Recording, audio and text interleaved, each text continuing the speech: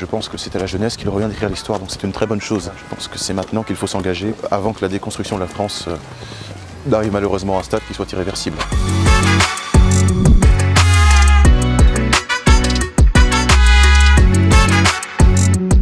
Donc ouais, on a le très classique ACAB, All Cops Are Bastards. Le fameux.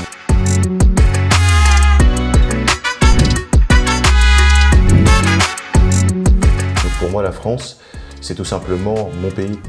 Bonjour à tous et bienvenue sur VA+. Aujourd'hui, on est sur le campus universitaire de Caen en Normandie et on va aller à la rencontre d'un étudiant un peu particulier.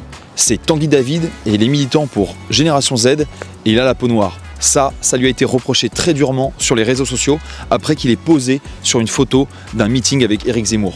Il a reçu un torrent de haine, d'insultes et même de menaces de mort. On va passer une journée avec lui pour comprendre pourquoi il s'est engagé, comment son engagement est perçu sur la fac et comment ça se passe avec les autres étudiants parce qu'on ne peut pas le rater. C'est parti.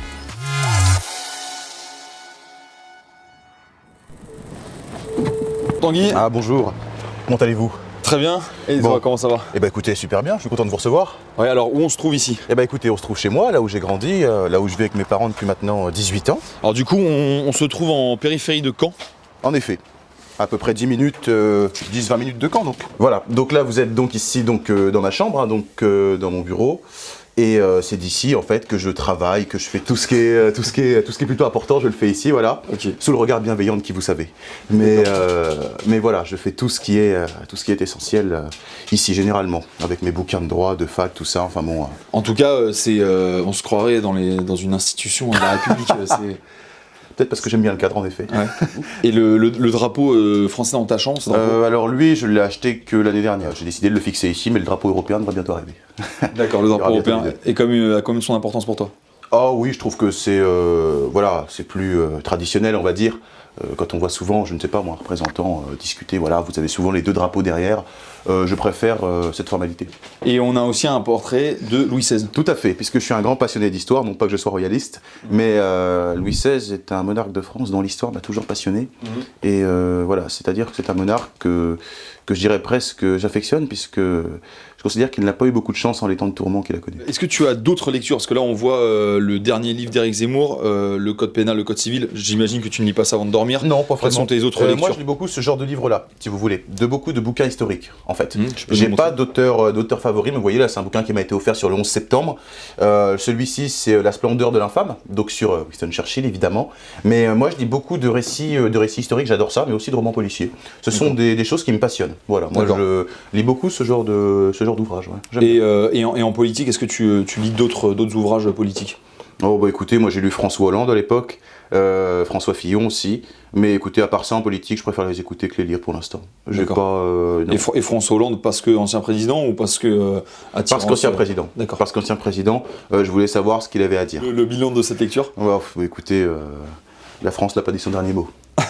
Ouais, Tanguy, t'as fait l'objet de nombreuses insultes après qu'en fait ta tête soit apparue sur des photos, des vidéos, des meetings d'Éric Zemmour. Ouais, Et comment ça a démarré au départ? C'est après un meeting qui s'est déroulé où? C'est après le meeting de Nantes en fait. D'accord. Enfin, la réunion littéraire de Nantes, si vous voulez, que tout a commencé, puisqu'en fait, Éric Zemmour, vous savez, sur son compte a posté en fait la photo en disant la jeunesse française n'a pas dit son dernier mot. Ouais. Bon bah, il n'y a rien de mal là-dessus. Je ne m'attendais pas à ce que ça suscite de telles réactions, et donc j'ai été voir, vous savez, quand les tweets sont cités, et j'ai été assez surpris.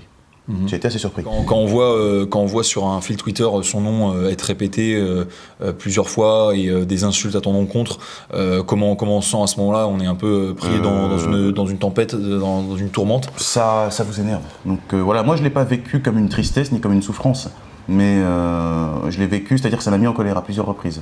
Ouais. Je me suis dit, il y a quelque chose qui tourne pas rond chez eux, quoi. Pour parler comme ça, voilà, je comprends pas ce que j'ai fait de mal et j'ai rien fait de mal, quoi. Je veux dire, voilà, c'est pas normal de penser comme ça. Vous retrouvez facilement des Black Lives Matter dans les biographies, des drapeaux LGBT, vous retrouvez vraiment des trucs, vous savez, de la gauche progressiste. Ah d'accord, carrément. Dans les bios, des gens qui... parfois, oui, vous retrouvez ça. Et qui vous disent, oui, non, tu te rends compte, c'est pas bien ce que tu fais, t'es manipulé, ou alors tu es leur faire valoir, enfin bon... des trucs assez ridicules. Par contre, j'aurais soutenu Jean-Luc Mélenchon, étonnamment, on m'aurait rien dit. Mais là, je veux dire, bon, comme par hasard, un noir qui soutient Zemmour, ça fait tâche pour eux, forcément. Ok. C'est pas possible. Comment tes parents ont réagi, du coup, à cette polémique? Mes parents, par contre, ont eu peur pour ma sécurité quand j'ai reçu des menaces de mort. C'est-à-dire des trucs du genre, oui, on va t'attraper, on va te tuer, machin, etc., on va te choper, etc. Mes renoissures vont s'occuper de toi, enfin des trucs un peu, voilà. Mais personnellement, j'ai jamais craint grand-chose. Toi, quelle est ta réflexion derrière ça? Tu es de couleur noire et tu soutiens des candidats conservateurs. Pour toi, ce n'est pas une question. Pour toi, ça a tout à fait lieu d'être. Qu'est-ce que tu réponds à ces gens? Moi, je leur réponds que quand on prône l'antiracisme, il ne faut pas avoir adopté de comportement raciste soi-même. C'est-à-dire que placer quelqu'un dans une case parce qu'il est noir et qu'il ne soutient pas quelqu'un, ou en tout cas un candidat, qui est de son propre bord politique, c'est du racisme. C'est-à-dire me dire tu ne peux pas être noir et soutenir un conservateur parce que tu es noir, c'est du racisme. Moi je leur réponds finalement qu'ils doivent un petit peu s'ouvrir et étudier plus profondément leur comportement. Et bien on se dirige vers la faculté de Caen où tu es étudiant en première année de droit. En première année, tout à fait, en L1. Est-ce que quel est le métier que tu aimerais faire plus tard? Moi, c'est une carrière en politique que j'aimerais construire. Voilà. J'aimerais beaucoup m'engager pour la France en politique. Donc, je vise, pourquoi pas plus tard, je donne pas de date, mais pourquoi pas plus tard la députation, pourquoi pas, voilà, devenir, avoir des fonctions plus, voilà. Mais j'aimerais beaucoup, moi, pouvoir exercer une fonction politique, en tout cas être un responsable politique en France. Ok, alors Tanguy, on se trouve là, du coup, sur le campus.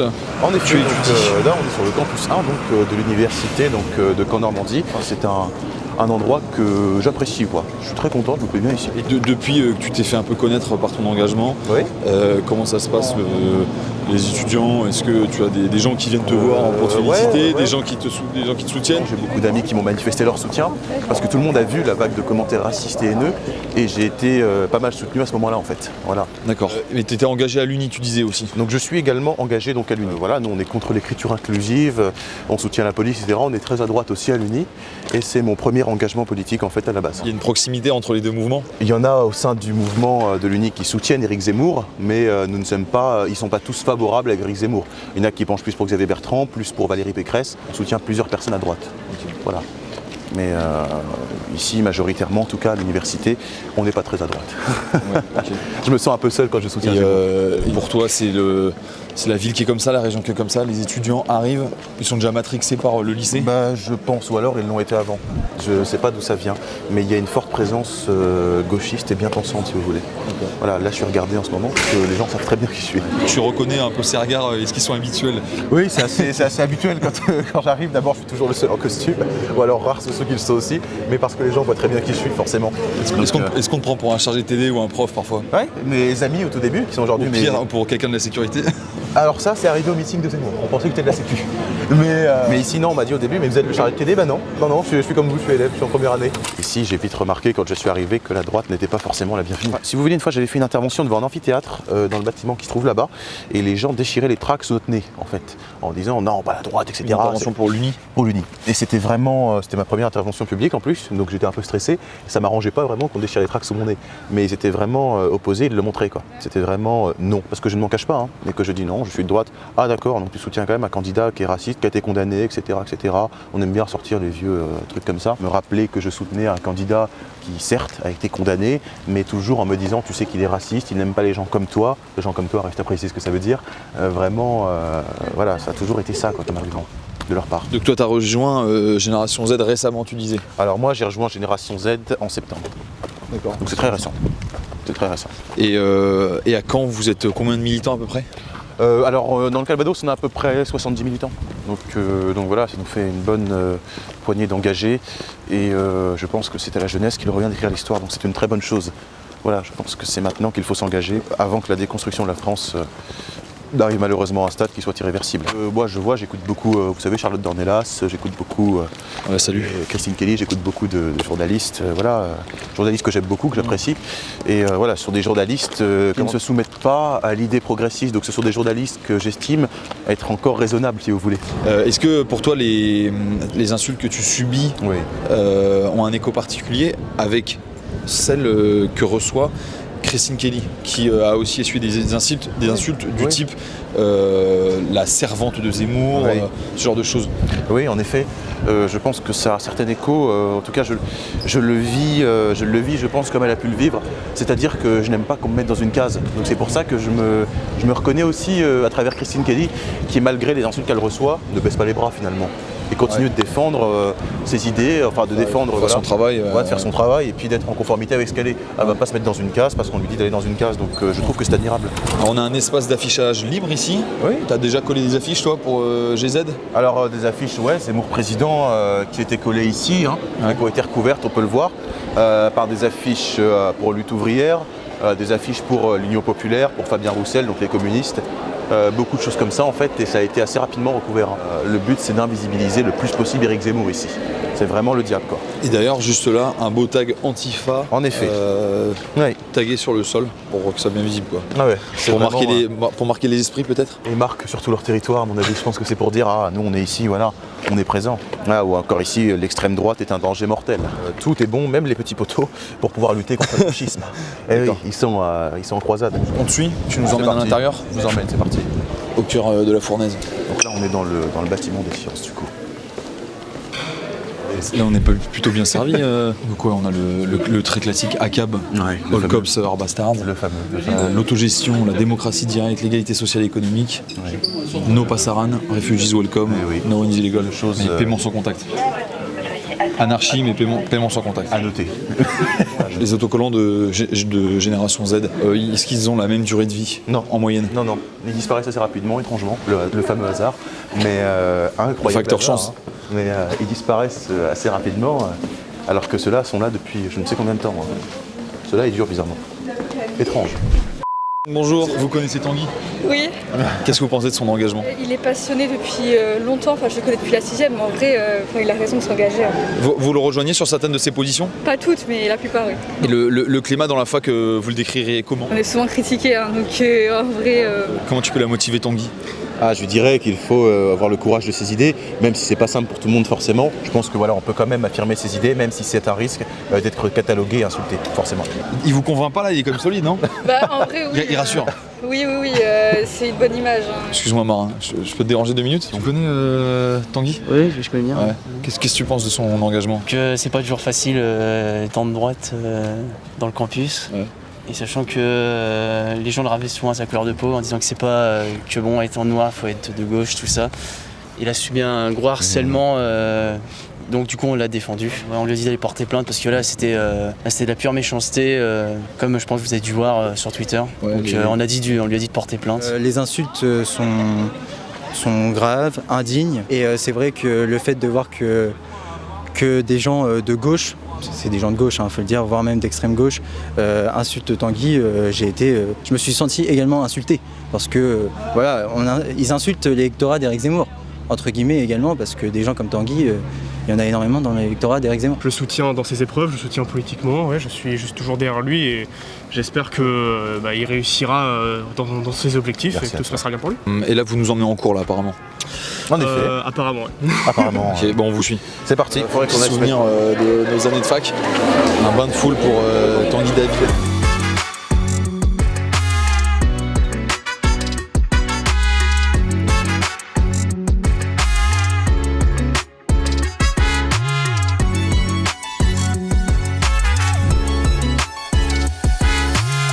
De cours, Tanguy, on a parlé de Donald Trump apparemment pendant ton cours. Oui, donc le professeur là, de droit constit à un moment donné proclame comme ça, sereinement, que tous ceux qui soutiennent Donald Trump sont des abrutis. Donc j'ai été voir le prof à l'intercours et celui-ci en fait m'a expliqué que ceux qui votaient Trump en fait étaient antidémocratiques, que c'était dangereux et que ça posait un problème. Et je lui ai dit, mais quel est le problème que vous avez avec Donald Trump? Et puis là, bégaiement. Et puis tout de suite après, non, mais il est antidémocratique. C'est le seul argument que j'ai eu le droit. Ça arrive souvent ce genre de petite incartade contre Donald Trump ou des figures conservatistes. De plus en plus souvent, il faut bien le dire. C'est-à-dire que Donald Trump est souvent la cible. Là, il a toujours un bon dos pour qu'on lui mette un ramassis de conneries sur le dos. Voilà. C'est limite si on ne l'accuse pas de coup d'État pour le Capitole. Ça nous rappelle une anecdote que tu nous as racontée ce midi au lycée. Oui.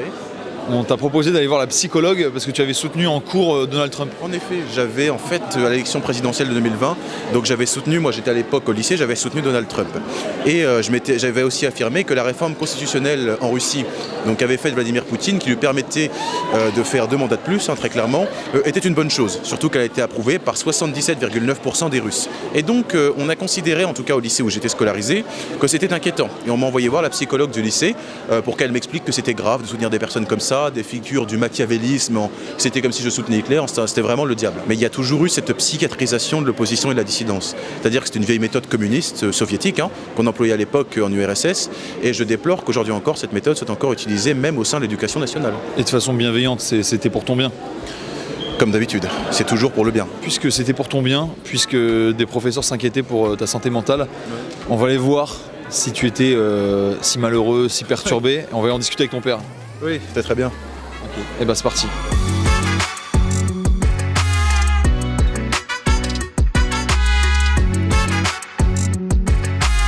Donc nous arrivons retour à la maison.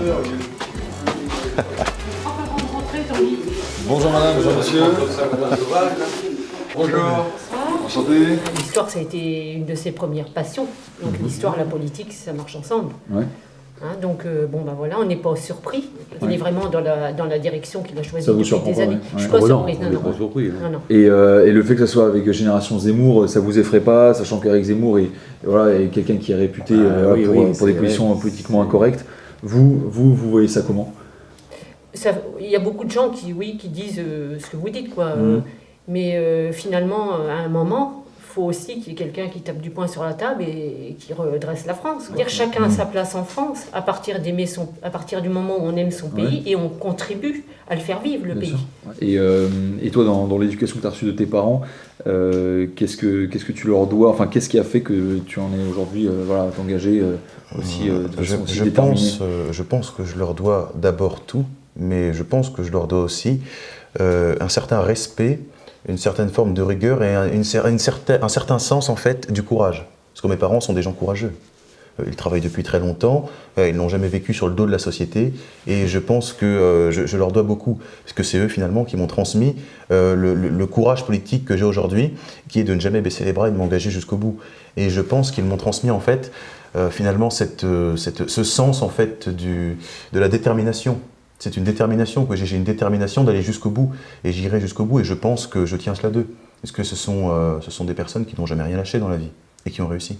Et vous dites que vous leur avez quand même incité à être fiers de leur pays d'origine, mais pour le coup, Tanguy est très fier de la France, oui, peut-être plus que le Mali. J'ai toujours considéré la France comme étant ma terre ni d'accueil ni natale, mais ma terre tout court. Ouais. C'est-à-dire que la France m'a tout donné.